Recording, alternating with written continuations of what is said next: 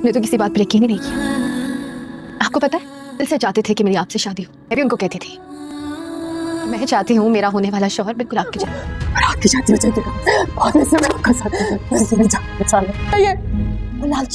हाबिल और काबिल ड्रामे में अब खुर्रम सबके सामने सच्चाई चाह कर भी अब ला नहीं पा रही। वो सबको हकीकत बता नहीं पा रही कि वो बेकसूर है, उसका कोई गुनाह नहीं। अब छोटी सी छोटी बात को भी हारिस इतना बढ़ावा दे रहा है, सब खुर्रम की नीयत पर ही शक कर रहे हैं। खुर्रम भी हमेशा इस घर का अच्छा सोचा और बुरी बनकर रह गई।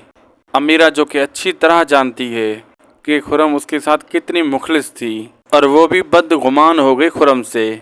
उसे भी यही लग रहा है उसकी भाभी सोबिया अच्छी और खुर्रम बुरी है। अब यहाँ तक कि अब हारिस उसका हसद अभी भी खत्म नहीं होगा। वो कादिर और खुर्रम को अलहदा करने की एक दूसरे से कोशिश करेगा।